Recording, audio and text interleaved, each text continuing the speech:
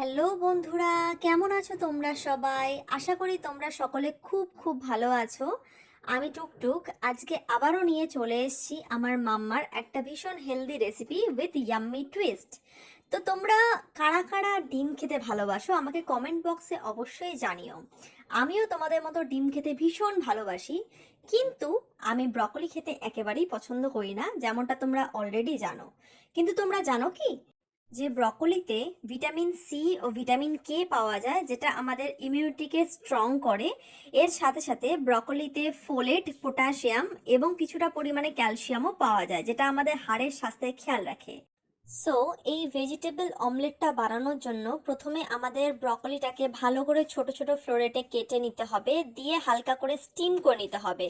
মা অবশ্যই স্টিমিংটাই প্রেফার করে, কারণ এতে সবজির পুষ্টিগুণ সবথেকে কম ক্ষয় হয়।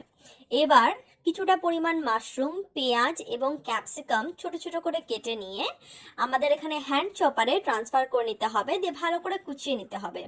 এবার এটা একটা বলে ট্রান্সফার করে তার মধ্যে কিছুটা পরিমাণ ধনে পাতা এবং স্টিম করা ব্রকলিটা দিয়ে তার মধ্যে দুটো ডিম দিয়ে সামান্য নুন এবং গোলমরিচ দিয়ে ভালো করে ফেটিয়ে নিতে হবে।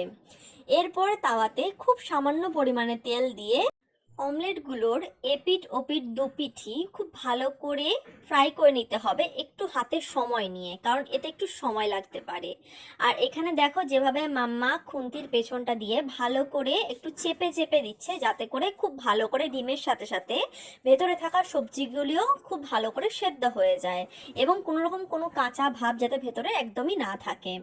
সো এইভাবেই দেখো মাম্মা কিন্তু এখানে অমলেটগুলো বানিয়ে নিয়েছে। এখানে মোট আমাদের 4টে মতো অমলেট হয়েছিল। এবার এটাকে সুন্দর করে প্লেটে কেটে নিয়ে সাজিয়ে পরিবেশন করে নিতে হবে। সো তোমরা দেখতে পেলে এটা কতটা ইজি বানানো, এবং এটা খুব চটজলদিও হয়ে যায়, যেমন হেলদি তেমনই ইয়াম্মি। আর আমি বসে পড়েছি খেতে, অলরেডি দেখতেই পাচ্ছ আমার মুখটা তোমরা।